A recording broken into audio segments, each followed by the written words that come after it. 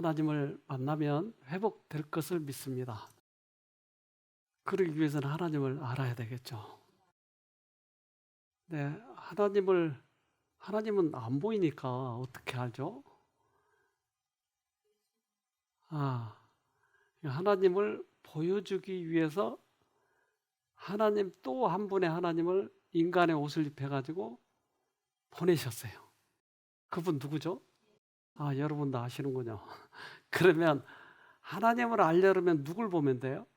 예수님을 보면 돼요. 근데 예수님이 돌아가셔가지고 하늘로 가버리셨어요. 그럼 어떻게 예수님을 알죠? 아, 성령을 통해서. 그래서 성령께서 우리 마음에 오시면 발짝발짝 뛰는 게 아니고 예수를 잘 알게 돼요. 성령이 우리 마음에 오시면 예수님을 잘 알아요.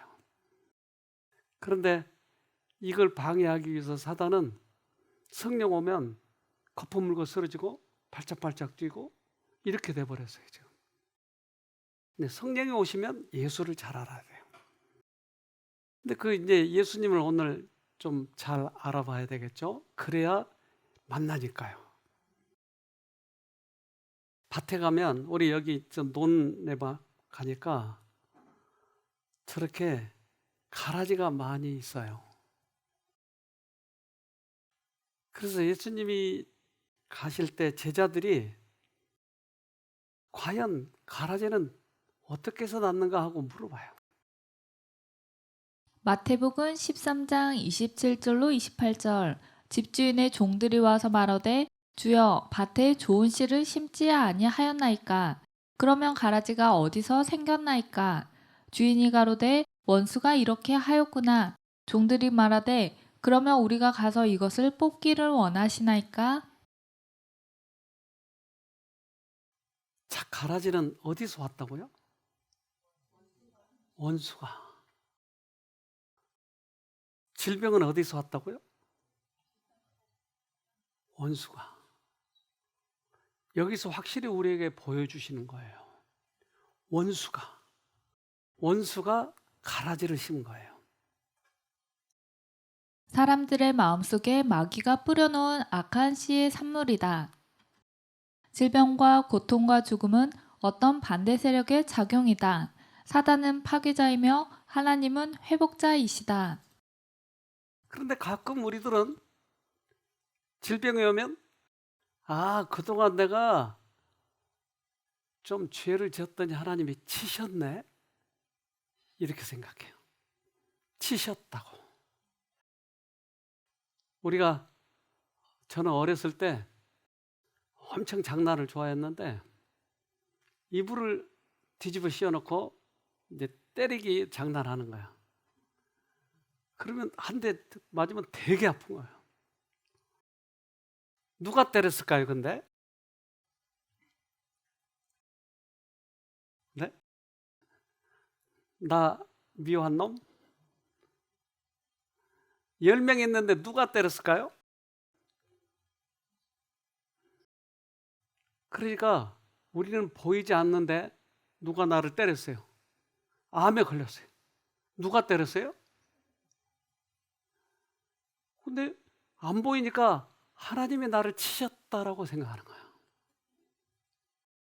하나님은 절대 치지 않아요. 그렇기 때문에 우리는 구분할 수 있는 거예요. 근데 가끔 하나님도 한 대씩 때리고 사단도 한 대씩 때리고 그러면 누가 때렸는지 어떻게 알아요? 하나님은 절대 치시지 않아요. 그래서 보이지 않고 뿌옇기 때문에 우리는 이것을 잘 알 수가 없는 거예요. 근데 하나님은 나는 절대 때리지 않는다라고 하나님은 여러 번 약속을 하셨어요. 오늘날 인류의 신체적, 정신적 질병과 허약은 하나님께서 그렇게 만드신 것이 아니다. 원수가 만들었다. 몸이라는 매개체를 통하여서만 정신과 영혼이 균형된 성품을 개발시킬 수 있다는 사실을 알기 때문에 사단은 인체를 허약하게 만들고자 애쓴다. 그러네요. 네, 하나님은 절대 치시지 않는다. 이것을 우리가 염두에 두어야 아플 때도 힘들 때도 하나님을 붙드는 거예요. 그런데 하나님이 나를 치셨으면 또 가면 또 맞을까 봐 못 가는 거예요. 그것 때문에 하나님을 못 만나는 거예요. 여러분, 이 고기가 무슨 고기인지 아세요? 여러분이 어떻게 알겠어요? 시크릿라고 하는 건데, 이 시크릿은 아주 그 새끼들을 기를 때 독특해요. 한번 봅시다. Many Malawi mothers 말라위에 protect their 서식하는 brood 많은 with their 어미들이 자기 새끼를 입속에 넣어 보호합니다. mouths.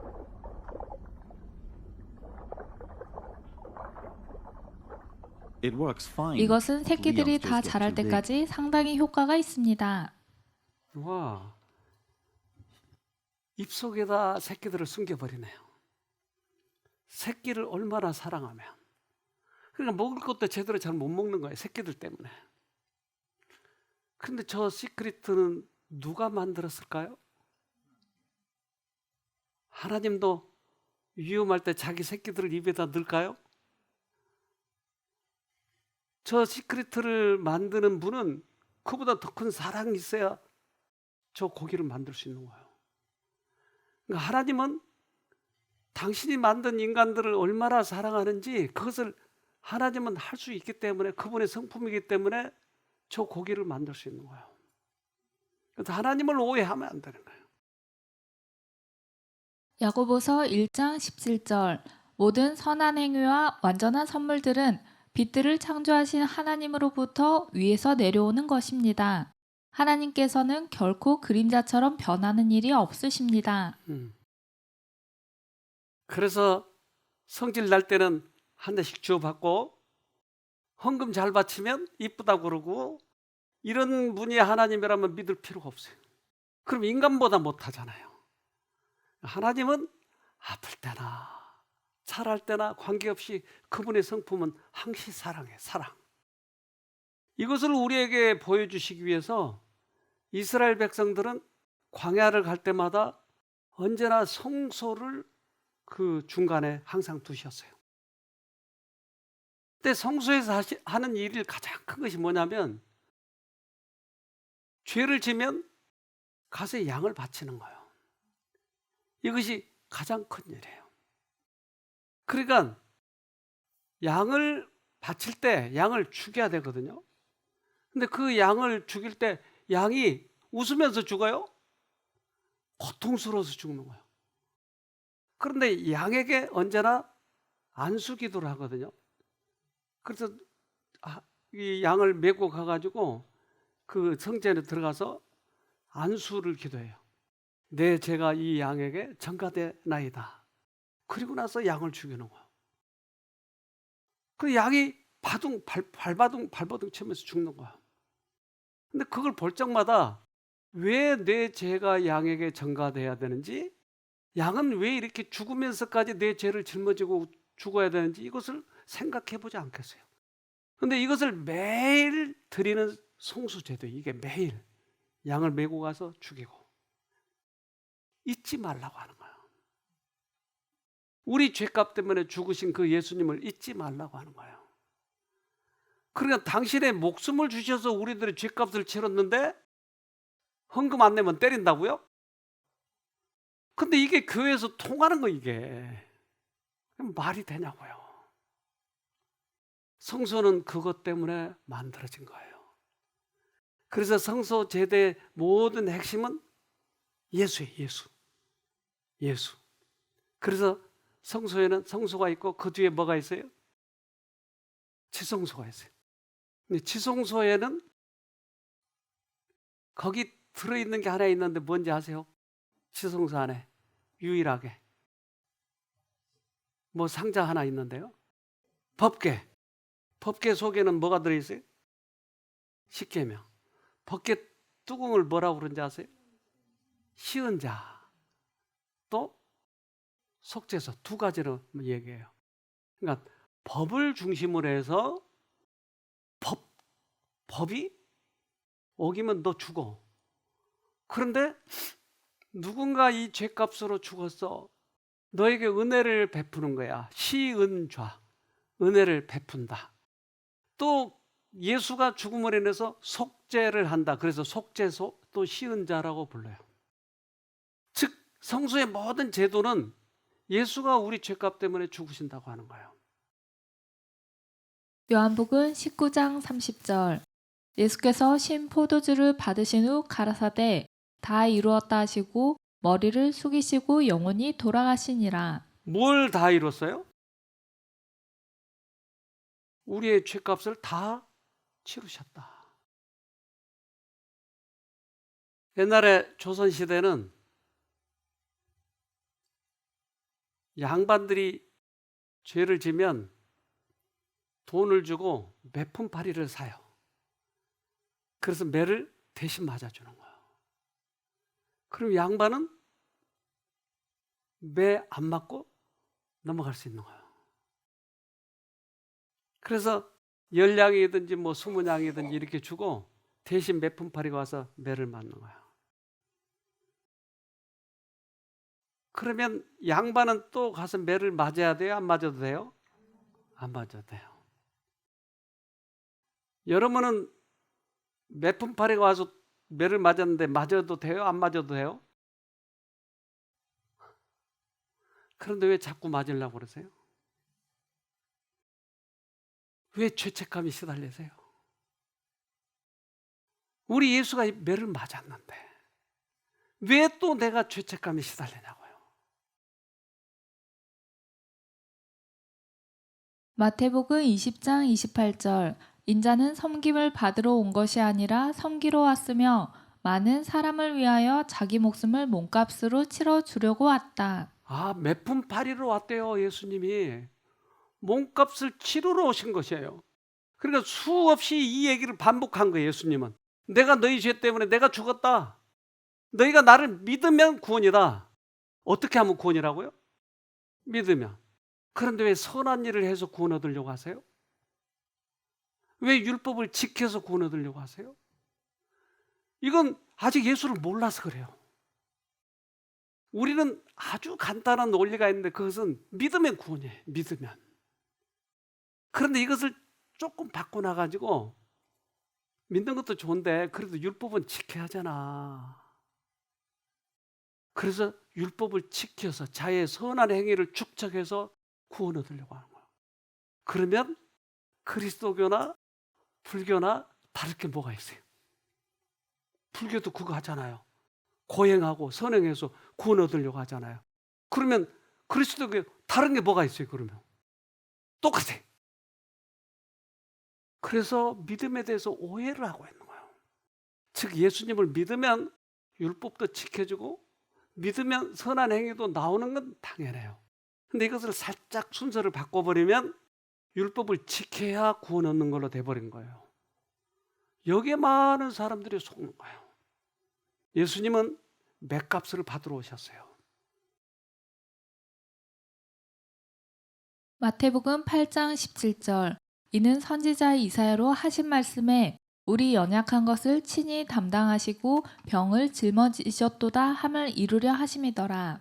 아, 그래서 그 몸값, 맷값 속에는 병값도 포함되어 있었다니까요. 그러면 내가 병에 들면 어떻게 하면 돼요? 예수에게 사실은 던져버리면 되는 거예요. 예수가 그것을 받으셨으니까. 그런데 내가 그것을 받아들이면 나에게서 병이 없어지는 거예요. 이것을 예수님이 이 땅에 오셔서 많은 환자를 살리신 이유였어요. 그게. 그래서 예수님이 오셔서 가장 많이 한 일이 그거예요. 너무나 간단한 얘기예요. 근데 우리는 이제까지 많이 속았어요. 예수를 믿는 것은 나의 고행을 통해서 선행을 통해서 주님이 나를 이뻐하실 때까지 선행을 축적시켜서 구원 얻으려고 하는 거예요. 이게 속은 거예요. 이사야 53장 5절. 그러나 그가 찔린 것은 우리의 허물 때문이고 그가 상처를 받은 것은 우리의 악함 때문이다. 그가 징계를 받음으로써 우리가 평화를 누리고 그가 매를 맞음으로써 우리의 병이 나았다. 그래서 믿음이라고 하는 것은 예수님이 우리 죄 때문에 돌아가셨다고 하는 것을 믿는 거예요. 내 죄 때문에. 그런데 그 죄값 속에는 병값도 들어있다고요. 그 죄값 속에는 악습 값도 들어있어요. 그래서 여기 온 젊은이들 요즘에 중독 때문에 많이 오는데 그 아이들이 예수님을 받아들이면 중독이 끊어지는 거예요. 손을 묶어놓고 매를 맞고 그렇게 해도 못 고치는 거예요. 지난번에 여기 우리가 일본 프로그램을 할 때 한 아주머니가 오셨는데 이분은 요즘에 아주 우리 동문회에서 일을 참 열심히 하신 분인데 육칼이라고 하는 사람인데 이분은 간호사였고 아주 두 부부가 행복하게 사는데 그 젊었을 때 사진을 보니까 아주 미남 미녀더라고요. 아주 훌륭해요. 그런데 이 죄책감 때문에 그리고 둘이 서로 얼마나 많이 싸웠던지 이게 한국에 올 때까지 싸워가지고 이제 그 남편하고 얘기하기를 아주 왼수라는 거예요. 그래서 항상 등을 보고 산대요. 이게 마주 보고 살지 않고 등을. 그래서 서로 싸우다 보니까 여자들이 고분고분했던 여자들이 강철같이 돼버린 거예요.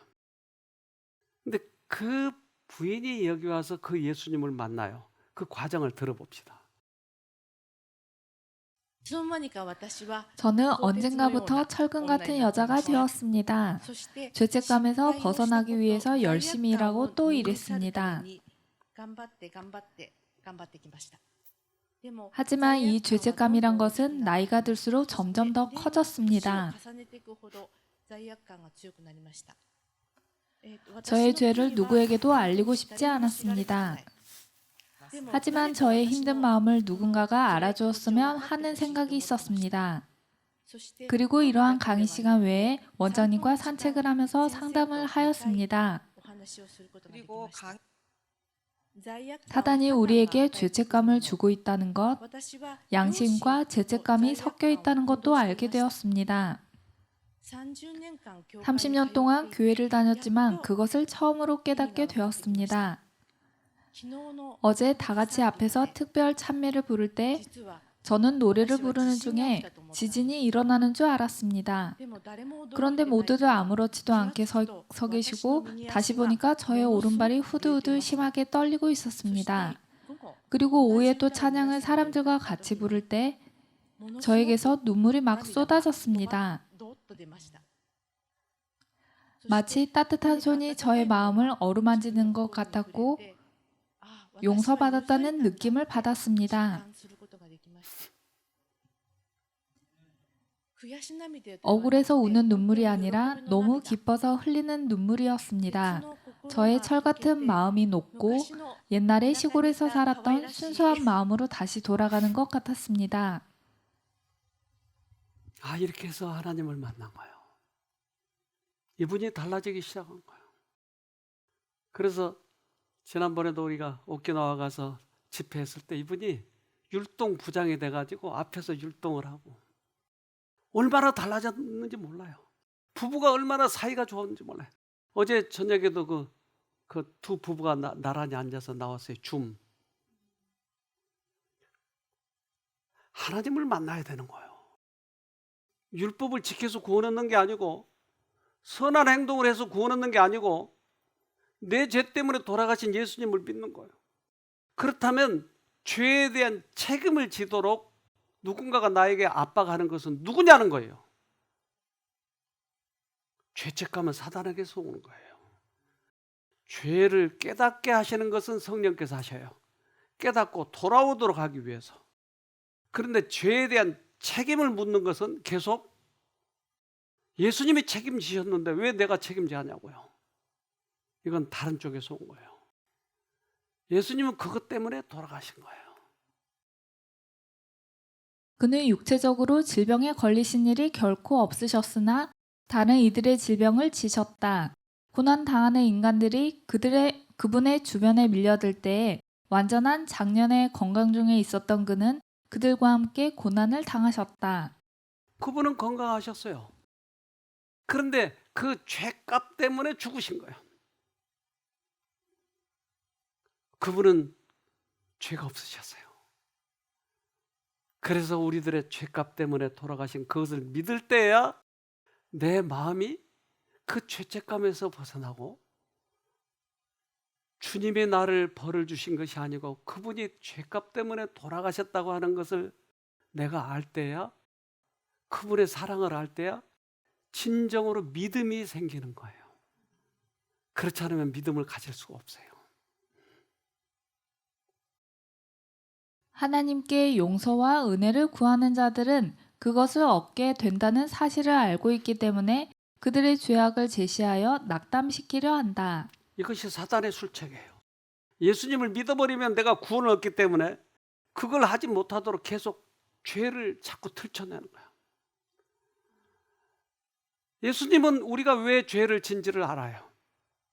우리가 사단을 선택할 때 사단이 나에게 죄에 대한 아이디어를 넣어주고 그것을 내가 받아들여서 죄를 지면 내가 죄를 짓게 되는 거예요. 그러면 내가 여기에서 벗어나는 것은 죄의 선택을 하지 않으면, 다른 쪽으로 하게 되면 내가 죄를 안 짓게 되는 거예요. 그런데 이 죄값은 주님이 지셨다고요. 그러면 그 죄값을 내가 안 져도 되고 나에게 원하는 것은 다른 선택을 하기를 원하는 것이에요. 그러면 나는 구원을 받는 거예요. 근데 사단은 이 구원을 받아버릴까 봐 죄에 대한 책임을 나에게 지라고 하는 거예요. 그래서 낙담시켜요. 우리는 감정으로 해서 구원받으려고 하지 말고 진리로 구원을 받아요.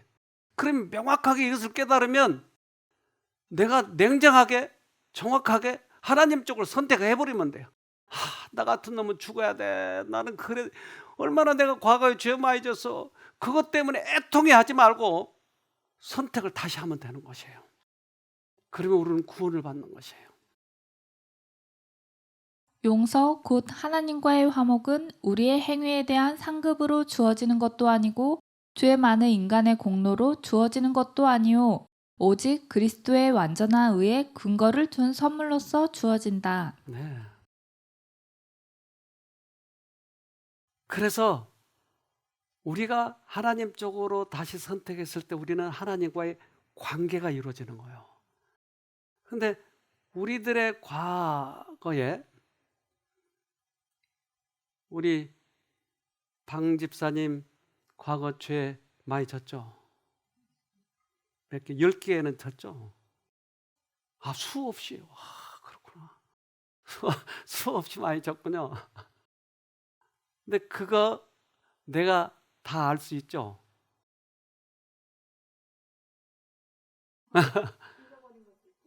내가 알 수 있어요? 아니, 내가 방 집사님 죄를 아냐고요.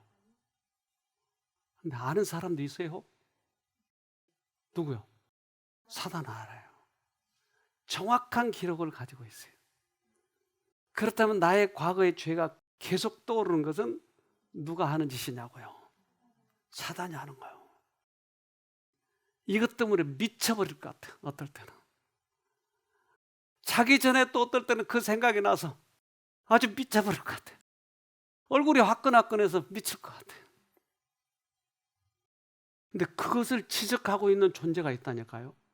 성령께서 우리의 죄를 깨닫게 할 때는 그렇게 하지 않아요. 성령께서 우리의 죄를 깨달을 때는 회개로 돌아가는 거예요.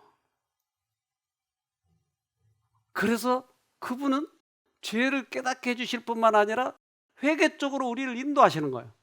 근데 사단이 하는 것은 죄에 대한 책임을 지도록 계속 우리를 압박하는 것이에요. 여러분, 이걸 잘 구분해야 돼요. 그래서 죄가 우리에게 떠오를 때 주님께서 하시는 것인지 아닌지를 분별해야 돼요. 그는 그들의 결함 있는 품성, 곧 그들의 더러운 옷을 지적한다. 그는 그들의 구주께 욕을 돌린 그들의 나약함과 어리석음과 배은 망덕의 죄와 그리스도와 같지 않은 점 등을 지적한다. 그는 그들의 경우는 희망이 없으며 그들의 더러운 얼룩은 결코 씻어 버릴 수 없다는 생각을 갖게 하므로 그들을 위협하려고 노력한다. 그래서 이제 일이 잘못되거나 뭐 그러면 자꾸 내 죄를 생각한 거야. 그래서 옛날 저는 이제 들은 거지만 뭐 정확한 기록은 내가 못 본 것 같은데, 에밀레종 만들 때 어떻게 했다고 그랬죠? 여러분 혹 기억나세요? 네. 처녀를 공양하는 거예요. 즉 죽이는 거예요. 그런데 이런 일들이 이제 역사적으로 이렇게 전해 내려오는데, 최근에 그런 어떤 궁을 짓거나 그러면 이 처녀들을 바쳐야 돼. 어디다? 기초돌 밑에다. 근데 그것이 발견이 된 거예요. 저렇게 빼가. 그러니까 뭔가 신은 우리들을 괴롭게 하고 또 뭔가 바쳐야 되고, 이러한 사상은 누구가 계속 주느냐는 말이에요. 자, 이방신과 그리스도의 신이 다른 게 뭐냐는 거죠. 이방신은 우리의 죄값 때문에 자꾸 딸도 바쳐야 되고 누굴 바쳐야 돼. 돈도 바쳐야 되고. 근데 그리스도의 신, 하나님의 신은 당신의 자식을 우리한테 바쳐버려요. 그것을 받아들이면 구원이래요. 거꾸로 돼 있어요. 그래서 예수가 우리 죄 때문에 죽으신 것을 내가 받아들이면 구원이라고 하는 거예요. 그런데 우리는 어정쩡해가지고 이방신 반, 그리스도신 반 해가지고 믿고 있는 거예요. 그러니까 좀처럼 예수가 안 만나지는 거예요. 좀처럼. 끊임없이 우리 귀에는 두 가지의 생각이 자꾸 들어오는 것이에요. 그러나 주님께서는 이렇게 말씀하셔요. 시편 103편 10절. 우리의 죄를 따라 처치하지 아니하시며 우리의 죄악을 따라 갚지 아니하셨으니. 확실하게 얘기하시네요. 우리가 죄 지은 대로 처치하지 않는데요. 그런데 이것을 잘 못 믿으니까 진짜로 내가 네 죄값 때문에 죽었어. 네가 죄값 받을 필요 없어. 진짜로. 하도 안 믿으니까 옛날 우리 어렸을 때는 내 손가락을 치자. 믿어줘 좀 믿어줘. 근데 예수님은 지구 끝에서 끝까지 내가 죄를 던져버려서, 그래서 당신이 만든 지구에 그거 가지고 말씀하시는 거예요. 시편 103편 12절. 동이 서에서 먼 것 같이 우리 죄가를 우리에게서 멀리 옮기셨으며. 옮겨버렸다고. 하도 안 믿으니까, 하도 속으니까. 어느 날 우리 선지자 스가랴가 하나님 앞에 서요. 그런데 대제사장이 하는 일은 뭐죠? 백성들의 죄를 다 갖다가 제단에다 올려놓고, 이 죄, 내 죄, 하나님 이거 용서해 주세요 하고 거기 이제 갖다 이제 죄에 대해서 제사를 드리는 거예요. 근데 저도 가끔 그런 경우가 오는데, 기도할 때도 옛날 죄 생각이 나는 거예요. 그래서 기도 드리다가 기도 드리기를 멈추는 거예요. 그때 그렇게 그런 죄를 져놓고서 내가 하나님 앞에 이렇게 앉아있는 게 뻔뻔스러운데, 이런 생각. 여러분도 혹시 그런 경우 있나요? 여러분은 거룩하니까 그런 생각 잘 안 들죠? 그런 생각 들어요?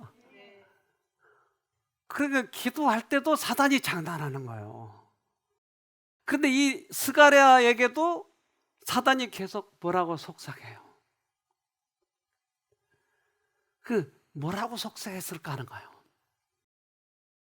스가랴 3장 1절 대제사장 여호수아는 여호와의 사자 앞에 섰고 사단은 그의 우편에 서서 그를 대적하는 것을 여호와께서 내게 보이시니라. 뭐라고 대적하는 거예요 지금. 그래서 스가랴는 죄를 지금 놓고 하나님 이걸 용서해 주세요 하고 이제 죄 사함을 받으려고 하는데 계속 뭐가 대적을 하니까 이 스가랴가 어떻게 해야 될지를 모르고 하고 있을 때 지금 이 장면을 우리에게 보여주신 거예요. 제가 여기 온 지 꽤 오래됐는데 제가 온 다음에 어떤 그 중년 남자분이 저 마을 끝에 거기에 이사를 오셨어요. 나는 전도하기 위해서 그 사람에게 다가가서 이런저런 얘기하는데 어느 날 고백을 하는 거예요. 저요, 이 마을을 잘 몰라서 그러는데 이 마을 아이들이 참 안 좋은 아이가 있어요. 누구요? 그랬더니 어느 장로님 아들이었어요. 근데 이제 그 아이가 아주 어린데 큰애는 6학년, 작은 애는 이제 유치원 다니는 아이. 근데 그 아이의 얘기를 해주는데 자기가 맨날 저금통에다 저금을 한데 어느 날 저금통을 들어보니까 가벼워졌더래요. 왜 그러지? 저금통이 무거워져야 되는데. 그래서 자기가 회사를 가는 척 하다가 우체통 뒤에 숨어가지고 이렇게 내다보니까 작은 아이, 이제 5살짜리 아이가 쪼르르르 가더니 그 우체통 뒤에다 숨겨놓은 열쇠를 탁 꺼내더니 문을 열고 들어가더래요. 그리고는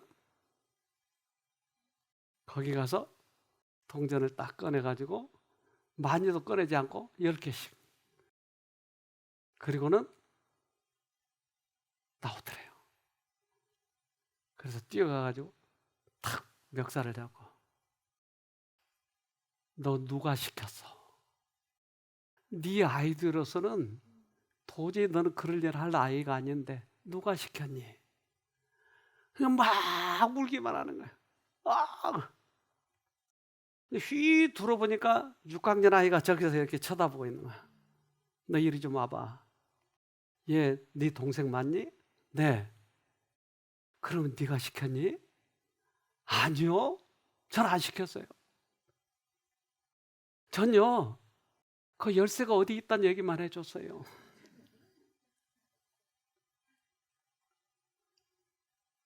그래 이놈아 네가 시킨 거랑 똑같아. 그랬단 말이야. 우리는 5살짜리라 죄 아이디어가 없어요. 근데 우리 나쁜 형아 사단이 우리에게 시킨 거예요. 그러면 누굴 나무래겠어요? 하나님은 사단을 나무라는 거예요. 스가랴 3장 2절 여호와께서 사단에게 이르시되 사단아 여호와가 너를 책망하노라. 예루살렘을 택한 여호와가 너를 책망하노라. 이는 불에서 꺼낸 그슬린 나무가 아니냐 하실 때 우리가 죄 지은 모든 것들은 결국 사단이 시켜서 한 거예요. 그래서 사단을 나무래고 있는 거예요. 어떤 사람은 그렇게 얘기해요. 내가 죄를 지면 죄를 용서받더라도 죄가는 받아야 된다라고 얘기를 해요. 그 어디서 나온 법칙이에요? 죄 용서를 받으면 죄가도 용서를 받는 거예요. 그러면 죄가는 용서 못 받는다 그러면 죄 용서 받는 건 뭐예요? 그러면 뭘 용서 받는 거예요? 우리 아이가 어려서 큰 녀석은 제가 혼을 많이 내줬어요. 회초리로. 근데 둘째는 엄청 매를 무서워해가지고 아빠가 조금 성질 났다 그러면 없어졌어요. 아무리 잦아도 없어요. 그럼 나중에 이제 저녁 늦게 되면 내가 이제 겁나잖아요. 어디 가서 어떻게 됐을까봐. 큰 녀석한테 야, 아빠가 용서했다고 그래라. 그러면 말 떨어지기가 무섭게 어디서 톡 튀어나오는 거예요. 내가 너무 화가 나가지고 이 녀석아 어디 갔어? 아빠 왜 때려요? 용서하셨다면서요. 때리는 건 뭐예요? 하나님이 우리 죄를 용서하셨다면 죄가는 뭐죠? 뭘 용서한 거죠? 사람들이 예수님을 몰라서 그래요. 하나님을 몰라서 그래요. 스가랴 3장 4절 여호와께서 자기 앞에 선 자들에게 명하사 그 더러운 옷을 벗기라 하시고 또 여호수아에게 이르시되 내가 내 죄과를 제하여 버렸으니 내게 아름다운 옷을 입히리라 하시기로. 네. 주님이 우리의 죄가를 제하셨어요. 그러니까 하나님을 만나려고 해도 항상 죄가라고 하는 것을 받아야 되니까 하나님한테 가려면 겁나는 거예요. 선한 일도 몇 개 못했으니까 하나님한테 가려면 겁나는 거예요. 못 가는 거예요. 완전하게 못 가는 거예요. 하나님은 절대 우리를 치시지 않아요. 미국에서 한 법정에서 개 주인이 둘이 나타난 거예요. 진짜 주인을 찾아야 되는 거예요. 한번 봅시다. 한 강아지를 두고 길가에서 샀다고 주장하는 피고와 자신의 반려견이라는 원고의 주장. 과연 진짜 주인은 누구일까요? 미국의 한 유명 TV 프로그램의 주인공이기도 한 주디 판사의 명판결 동영상이 유튜브에 올라 큰 관심을 끌었습니다. 주디 판사의 독특한 재치로 개 주인을 가려내는 영상인데요. 길가에서 산 것이다. 아니다. 내 반려견이다. 양쪽 주장을 듣던 주디 판사는 갑자기 강아지를 법정 안으로 데려와 풀어놓으라고 명령합니다. Madam, listen to me carefully. Put the dog down. Put the dog down.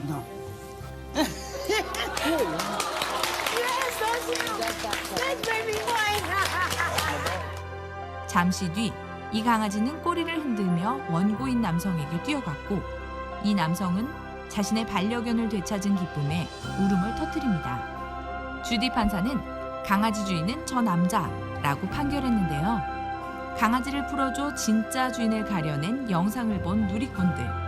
판사의 현명한 판결에 솔로몬의 지혜가 따로 없다고 입을 모았습니다. 국민 리포트 정재일입니다. 여러분의 주인은 어디 있나요? 두려워하는 그분인가요? 아니면 내 목숨을 살려준 그분인가요? 그래서 성경은 그 주인을 이렇게 찾는다고 얘기해요.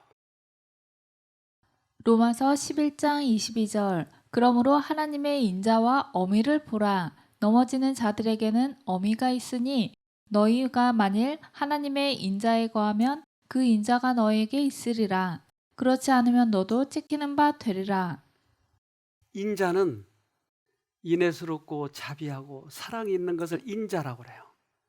어미는 엄하고 위협스럽고. 그러니까 하나님을 볼 때 인자로 보느냐 어미로 보느냐. 근데 내가 인자로 보면 나는 구원을 받는 거예요. 근데 엄하고 무서운 분으로 보면 구원이 없다. 지키리라. 그래서 우리 마음에 나는 율법을 지켜가지고 엄한 그분의 비율을 맞춰야 된다 그러면 구원이 없는 거예요. 근데 그분은 내 목숨을 살려주신 분이야. 그 자비 하나님을 우리가 알고 있으면 우리는 구원을 받는 거예요. 둘 중에 하나예요. 너무 많은 사람들이 여기에 속아 있어요. 만나지 못하는 거예요. 그래서 내가 병이 들었는데도 하나님한테 가는데 주저주저 하는 거예요. 혹시 과거의 죄 때문에 또 패는 거 아닌가? 암으로 갔다가 암 2배 걸려오는 거 아닌가? 두려워하는 거예요. 예수님은 그래서 이 땅에 오셔서 많은 환자를 살리셨어요. 그분이 오신 것은 우리를 벌주러 온 거 아니었어요. 요한복음 3장 17절 하나님이 그 아들을 세상에 보내신 것은 세상을 심판하려 하심이 아니요 저로 말미암아 세상이 구원을 받게 하려 하심이라. 네. 세상을 심판하러 온 게 아니에요. 그분은 우리를 구원하러 오셨어요. 그분이 이미 우리들의 죄값을 다 치렀어요. 그리고 인류 해방 문서에 그분은 사인을 하셨어요. 그래서 우리는 그분만 믿으면 하늘에 들어가는 것이에요. 예수님께서는 모든 사람의 형편을 아신다. 죄인의 죄가가 크면 클수록 그에게 구주가 더욱 필요하다. 거룩한 사랑과 동정으로 가득 찬 주님의 마음은 무엇보다도 원수의 올무에 얽혀 절망적인 상태에 있는 자에게 이끌리신다. 주님께서는 당신의 피로써 인류 해방 문서에 날인하셨다. 우리는 믿기만 하면 풀어지는데 우리는 이것을 못 믿어요. 왜 그렇게 못 믿을까? 그래서 어떤 사람은 예수가 우리 죄 때문에 돌아가셨어. 십자가 계속 주장하는데 막상 병이 오면 아유 또 치셨네. 금방 이렇게 되는 것이에요. 여기서 벗어나야 진짜 벗어나는 것이에요. 그래서 사단은 예수님을 무섭게 만들어놔야 하나님과의 관계가 멀어지니까 이렇게 얘기를 해요. 선의 대적은 사람의 마음을 어둡게 하였으므로 사람들은 하나님을 공포심으로 대하게 되고 또 하나님을 가혹하고 용서성이 없는 이로 생각하게 되었다. 사단은 사람으로 하여금 하나님은 그 주요 특성이 엄혹하게 처단하시는 자, 엄격한 법관이나 각박하고 인색한 고리대금업자와 같이 생각하게 한다. 그게 사단이 했네요. 그러니까 내가 인자와 오미 둘 중에 어떤 거냐는 거예요. 그러니까 사단에게 속으면 오미. 하나님은 무서운 분이야. 틈도 없어. 자비도 없어. 아주 정확하게 지켜. 헌금도 정확하게 내야 돼. 그러니까 내 마음에는 사랑도 없으면서 그렇게 아둥바둥 하나님 비율을 맞추려고 사니까 신앙이 힘든 거예요. 힘들어 신앙하기. 그것은 사단이 하는 것이다 이 말이에요. 그래서 우리가 하나님을 바로 알아야 할 필요가 있는 것이죠.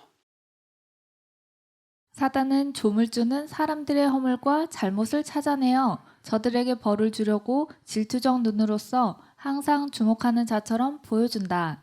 예수께서 인류 가운데 사시려고 오신 것은 그가 하나님의 무한하신 사랑을 세상에 나타내심으로써 이러한 목매한 오해를 없이 하시기 위함이었다. 하나님은 안 보이니까 볼 수가 없어요. 그러니까 하나님을 다 오해하고 무서워하는 거예요.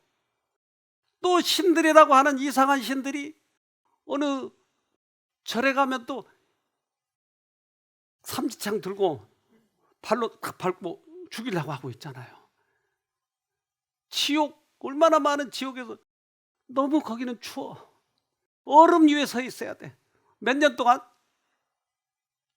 영생토록. 제가 어느 절을 갔는데 보니까 여자가 가늠하다가 걸린 것 같아. 이거 옷을 반쯤 벗고 있는 거 보니까. 그리고 그걸 이제 삼지창 들고 그 여자를 죽이려고 이렇게 하고 있어요. 그러니까 그 앞에 들어갈 때마다 여자들은 움찔움찔 하지 않겠어요? 겁나. 세상의 모든 신들은 그렇게 생겼어요. 근데 그리스도교는 그 죄 때문에 당신이 죽어버렸다는 거예요. 그러니까 어느 신을 믿느냐는 거예요. 근데 그리스도교에 세상 이방신의 사상이 반쯤 들어와 가지고 어느 기도원에 가면 유명해요. 그 사람이에요. 욕쟁이 목사. 야 요년들아 부르기만 들으면 그러면 아예 문 부르자마자 바짝 엎드려서 이 무슨 년 그러면 사람들이 속이 시원한 거야. 그래 나 그런 년이야. 속이 시원하니까. 그러니까 거기에 사람들이 인기가 있어서 와요. 거기에 이 목사 유명한 목사예요. 우리도 좀 바꿔야 될 것 같아 이제. 욕을 좀 배워가지고 그렇게 돼버렸다니까요. 그리스도교가 이렇게 돼버렸다고요. 어느 한 여자 판사가 있었는데 거기에 이 불량 여학생이 이제 재판 받으러 온 거예요. 그 얘기를 우리 좀 들어봅시다.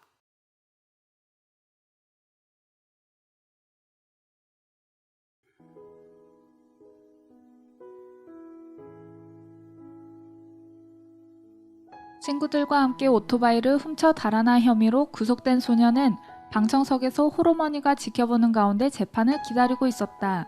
숨죽인 법정 안에 중년 부장 판사가 들어왔고 이미 무거운 판결을 예상하고 잠뜩 움츠리고 있는 소녀를 향해 자리에서 일어나 나를 따라 힘차게 외쳐보렴. 나는 이 세상에서 가장 멋지게 생겼다.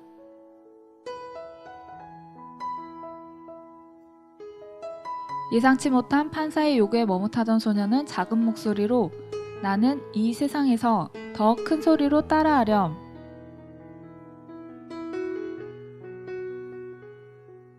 나는 이 세상에 두려울 것이 없다. 이 세상은 나 혼자가 아니다. 나는 무엇이든 할 수 있다. 점점 큰 목소리로 따라하던 소녀는 이 세상은 나 혼자가 아니다 라고 외칠 즈음에 와서는 참았던 눈물을 터뜨리고 말았다. 작년 가을부터 14건의 절도, 폭행 등 중범죄를 저질러 법정에 섰던 전력이 있어 이번에도 무거운 형벌이 예상되었음에도 판사는 법정에서 외치는 판결로 불처분 결정을 내려 참여감 및 실무관 그리고 방청객까지 눈물을 흘렸다. 소녀는 작년 초까지만 해도 어려운 가정 환경임에도 불구하고 반에서 상위권 성적을 유지하였고 장래의 간호사가 꿈이었던 학생이었는데 작년 초 집으로 가던 길에 남학생 여러 명에게 집단 폭행을 당하면서 미래에 대한 희망이 절망으로 삶의 송두리째 바뀌었다.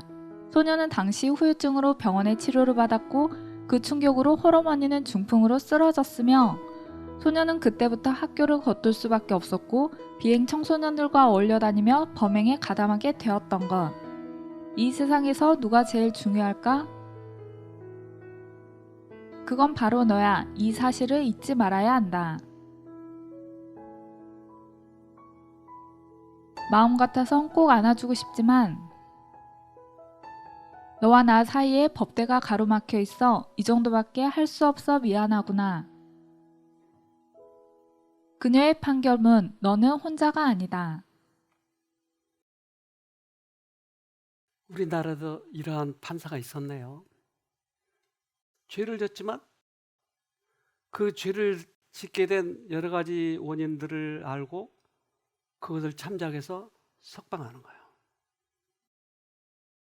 사람도 이런 판결을 하는 거예요. 네, 예수님은요, 우리에게 이렇게 소리 지르라고 얘기해요. 죄를 용서하셨다고 주장하라. 나는 하나님의 아들이라고 외치라. 죄책감에 시달리지 말고 그분이 십자가를 지셨다고 주장하라. 우리도 이것을 외쳐야 돼요. 그분이 죄를 용서하셨다고 죄책감이 들어올 때마다 외쳐야 돼요. 그래서 우리는 하나님의 아들이 되었다고 소리를 지르라고요. 교회 꼭대기마다 십자가가 있잖아요. 왜 십자가 있는지 그걸 쳐다보라고요. 인간의 판사도 이렇게 판결을 내리잖아요. 근데 하나님은요, 당신의 아들을 우리에게 주시잖아요. 그냥 쓸데없이 주신 것이 아니고 그분은 인간들을 너무나 사랑하셨기 때문에 당신의 아들을 주신 것이에요. 이걸 믿으라고 하는 거예요. 이걸 받아들이라고 하는 것이에요. 그리스도가 죄인을 위해서 돌아가셨다는 것 때문에 하나님에게 감사하라. 이것이 처음에 실감이 안 되면 이 말씀을 되풀이하고 또 되풀이하여 주장하라. 그러면 그 마음에 빛이 비치며 우리는 죄인 중에 하나임을 느낀다. 그때 그리스도께서 우리를 위하여 죽으셨다는 약속이 우리의 것이 된다. 이제 오늘부터 되풀이합시다. 주님이 우리 죄 때문에 돌아가셨다고 하는 것을 되풀이하자고요. 죄책감이 들 때 되풀이하고, 내가 뭘 해야 된다는 강박관념이 들을 때마다 되풀이하고, 그래서 이 죄책감으로부터 벗어나고 나를 목숨보다 더 사랑하신, 우리 어머니보다 더 사랑하신 그 예수님을 꼭 만나도록 합시다. 그것이 우리들의 치유의 길입니다. 여러분 꼭 승리하기를 간절히 바랍니다. 기도합시다. 하늘에 계신 아버지, 우리를 당신의 목숨보다 더 사랑하신 것을 다시 확인했습니다. 그동안 막연히 믿었고 인본주의로 믿었던 우리를 용서하여 주시옵소서. 사단에게 속아서 두려워했고 하나님 앞에 갈 적마다 주님께 선한 행동을 해야 된다는 부담감 때문에 힘들었었습니다. 이제 우리 어머니보다 더 사랑하신 하나님, 우리를 받아주시고 다시 한번 이 죄책감으로부터 벗어나게 해주시고 이 질병으로부터 벗어나게 도와주시옵소서. 그래서 우리 이 신앙생활에, 투병생활에 꼭 승리하도록 도와주시옵기를 예수님 이름으로 기도합니다. 아멘.